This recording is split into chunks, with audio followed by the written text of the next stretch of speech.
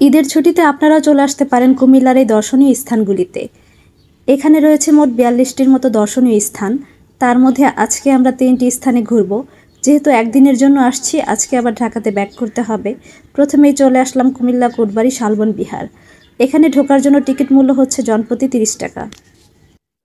এবার চলুন শালবন বিহারের ভেতরটা একটু ঘুরে দেখি এবং এখানকার ইতিহাস সম্পর্কে কিছু আলোচনা করি।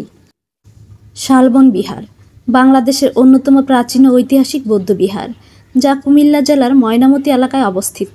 এটি পাল বংশের রাজা ধর্মপালের 770 থেকে 810 খ্রিস্টাব্দ আমলে নির্মিত হয়েছিল বলে ধারণা করা হয়। শালবন বিহার 1955 থেকে 1981 সালের মধ্যে প্রত্নতাত্ত্বিক খননের মাধ্যমে আবিষ্কৃত হয়। গবেষণায় জানা যায় এটি একটি গুরুত্বপূর্ণ বৌদ্ধ মহাবিহার, যেখানে প্রাচীনকালে শিক্ষার প্রসার ঘটত। এখানে 115টিরও বেশি কক্ষ বিশিষ্ট একটি চারকোনা বিহার, কেন্দ্রে একটি মূল মন্দির এবং আশেপাশে ছোট ছোট স্তূপ রয়েছে। বিহারটি প্রায় 166.6 মিটার গুণন 166.6 মিটার আয়তনের। চারপাশে রয়েছে প্রাচীন ঘেরা বৌদ্ধ শিক্ষালয় এবং ভিক্ষুদের থাকার কক্ষ। মূল বৌদ্ধ মন্দিরের ধ্বংসাবশেষের মধ্যে টেরাকোটা ফলক, ধাতব মূর্তি, পাথরের খোদাইকৃত নিদর্শন পাওয়া গেছে। এখানে ব্রোঞ্জ নির্মিত বৌদ্ধ মূর্তি এবং পোড়ামাটির অলঙ্করণও পাওয়া গেছে। শালবন বিহার মূলত মহাযান বৌদ্ধ ধর্মাবলম্বীদের ধর্মীয় ও শিক্ষাকেন্দ্রে ছিল। এটি প্রাচীনবঙ্গের অন্যতম প্রধান বিশ্ববিদ্যালয় ও ধর্মীয় প্রতিষ্ঠান হিসেবে ব্যবহৃত হতো। শালবন বিহার এখন বাংলাদেশ প্রত্নতত্ত্ব অধিদপ্তর কর্তৃক সংরক্ষিত একটি প্রত্নতাত্ত্বিক স্থান। এটি কুমিল্লার অন্যতম জনপ্রিয় পর্যটক কেন্দ্র, যেখানে প্রতিদিন অনেক দর্শনার্থী ভ্রমণে যান। এই বিহার বাংলাদেশের ইতিহাস ও ঐতিহ্যের গুরুত্বপূর্ণ নিদর্শন এবং বৌদ্ধ ধর্মের প্রচার প্রসারে এক গুরুত্বপূর্ণ স্থান হিসেবে বিবেচিত হয়। যদিও ভেতরটা মন কেড়ে নিয়েছিল, তারপর প্রচুর রোদ থাকার কারণে বেশিক্ষণ ঘোরাঘুরি করা সম্ভব হচ্ছিল না। শালবন বিহার থেকে বের হয়ে চলে আসলাম নীলকুঞ্জ রিসোর্টে। এটা ছিল শালবন বিহারের একদম কাছেই, একদম পাশাপাশি। চলুন রিসোর্টটি ঘুরে দেখি এবং এই সম্পর্কে কিছু তথ্য আলোচনা করি। নীলকুঞ্জ রিসোর্ট কুমিল্লা জেলার কোটবাড়ি এলাকায় অবস্থিত একটি জনপ্রিয় রিসোর্ট। এটি শালবন বিহারের নিকটবর্তী স্থানে অবস্থিত, যা পর্যটকদের জন্য আকর্ষণীয় একটি স্থান। রিসোর্টটির প্রাকৃতিক সৌন্দর্যে ঘেরা এবং এখানে ক্যাম্পিং সহ বিভিন্ন বিনোদনমূলক কার্যক্রমের ব্যবস্থা রয়েছে। এইখানে ঢাকা সহ দেশের বিভিন্ন স্থান থেকে আপনারা শিক্ষা সফরে আসতে পারেন কিংবা যে কোনো পার্টির আয়োজন করতে পারেন। খুবই মনোরম পরিবেশ ও সবুজের ছায়া ঘেরা। এইখানে ঘোড়া ও ঘোড়ার গাড়িও ছিল, যেগুলো করে আপনারা যদি চড়েন, পুরোটা এরিয়া যদি একবার রাউন্ড দেন তাহলে 100 টাকা করে নেবে।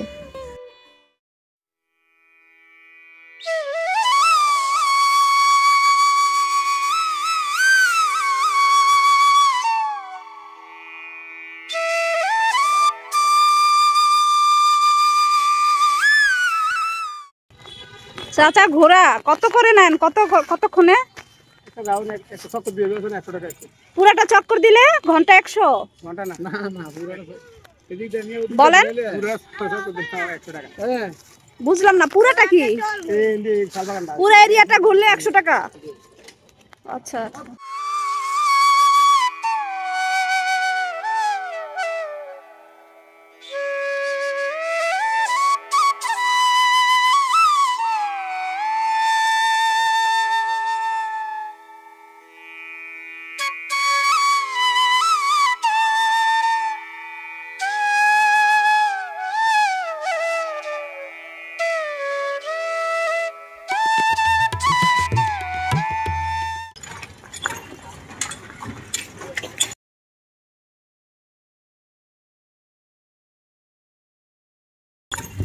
এখন আমরা আছি ম্যাজিক প্যারাডাইস পার্কের মেইন গেটের ভেতর।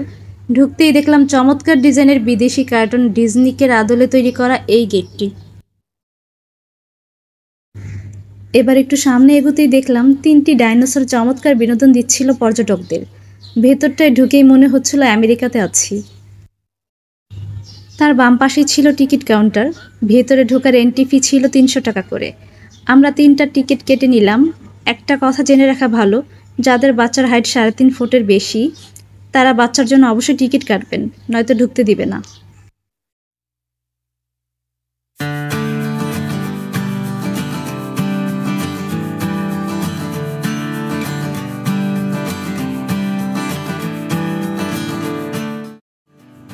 এখানে রয়েছে ওয়াটার পার্ক, 20টির বেশি বিভিন্ন ধরনের রাইড, ডাইনোসর পার্ক এবং পিকনিক স্পট।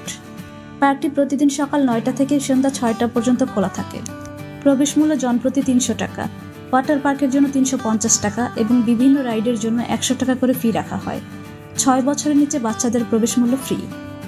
পার্কের মধ্যে খাবার নিয়ে প্রবেশ করা যায় না, তবে ভেতরের খাবার দোকান ও রেস্টুরেন্ট রয়েছে, যেখানে 200 থেকে 250 টাকার মধ্যে বিভিন্ন প্যাকেজে খাবার খাওয়া যায়।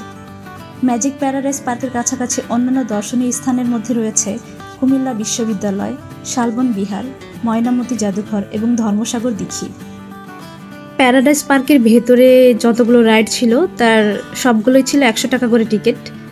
আপনারা যে কোনো রাইডে উঠুন না কেন, বাচ্চা থেকে বড় যারাই উঠেন না কেন, এখানে প্রত্যেকটা রাইডের এন্ট্রি ফি ছিল 100 টাকা করে। 100 টাকার নিচে এখানে কোনো রাইডের ফি ছিল না।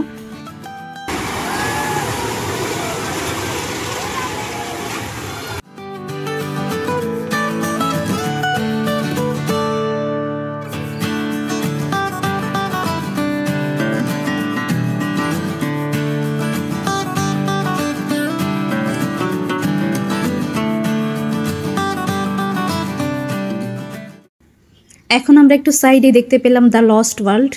এখানে ঢুকতেই দেখলাম বিভিন্ন ধরনের ডাইনোসরের ভাস্কর্য ছিল।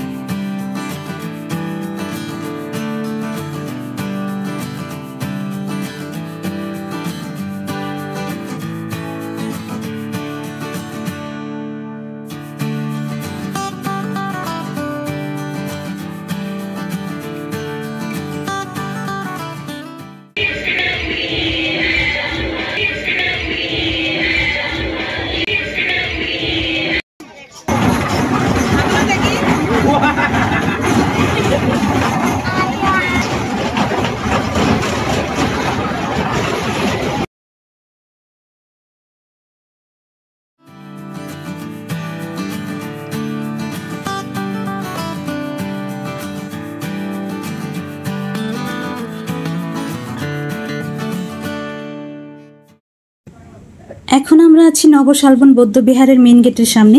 এখানে ঢুকতে হলে জনপ্রতি 30 টাকা ফি দিয়ে ঢুকতে হবে। 5 বছরের নিচে বাচ্চাদের জন্য ফি লাগে না। সকাল 9টা থেকে বিকেল 5টা, 6টা, 7টা সিজন অনুযায়ী ভেতরে অবস্থান করা যায়। ধর্মীয় পবিত্রতা রক্ষার ক্ষেত্রে এখানে অবশ্যই জুতা খুলে যেতে হবে।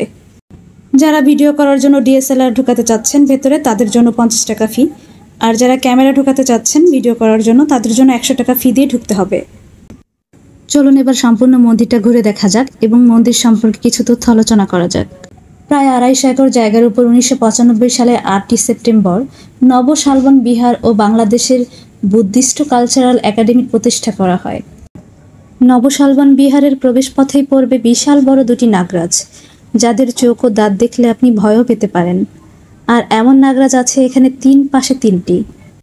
শৈল্পিক এই বৌদ্ধ উপাসনালয় দক্ষিণ পূর্ব এশিয়ার বৌদ্ধ ধর্মাবলম্বীদের অন্যতম শান্তিবিহার হিসেবে পরিচিত।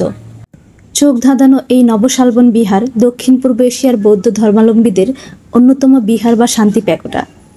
স্থানীয়রা কেউ কেউ এটাকে বিশ্ব শান্তি প্যাগোডা বলে, আবার কেউ কেউ বৌদ্ধ মন্দির নামে চেনে। এটি থাইল্যান্ডের প্যাগোডার অনুকরণে তৈরি। পুরো মন্দিরটাই নানা রকম শৈল্পিক কারুকার্যে ভরা। ধাতব পদার্থের তৈরি দৃষ্টিনন্দন এই মূর্তিটি ভাতৃপ্রতিম দেশ থাইল্যান্ডের একটি বৌদ্ধ ধর্মীয় ফাউন্ডেশনের পক্ষ থেকে নবশালবন বিহারকে উপহার হিসেবে দেয়া হয়। 2014 সালের 15ই আগস্ট স্থাপন করা চমৎকার এই মূর্তিটি অনেক দূর থেকেই পরিলক্ষিত হয়। এই মন্দিরটি দেখে মনে হবে যেন চমৎকার শৈল্পিক কারুকার্য খচিত কোনো বিদেশি স্থাপনার সম্মুখে দাঁড়িয়ে আছেন। নবশালবন বিহারের প্রবেশদ্বার হতেই রয়েছে সোনালী রঙের 6 ওজনের 30 ফুট উচ্চতার বিশাল প্রার্থনারত বৌদ্ধের মূর্তি। যখন রোদের আলোক রশ্মি এর উপর আছড়ে পড়ে তখন একে দেখতে আরও চমৎকার লাগে। আপনারা একদিনে কীভাবে দর্শনীয় স্থানগুলো দর্শন করবেন সে সম্পর্কে বিভিন্ন তথ্য দেওয়া থাকবে আমার ডেসক্রিপশন বক্সে। ভিডিওটি আপনাদের কাছে কেমন লেগেছে কমেন্টের মাধ্যমে জানাবেন। আর চ্যানেলটি সাবস্ক্রাইব করে আমার পাশে থাকতে ভুলবেন না।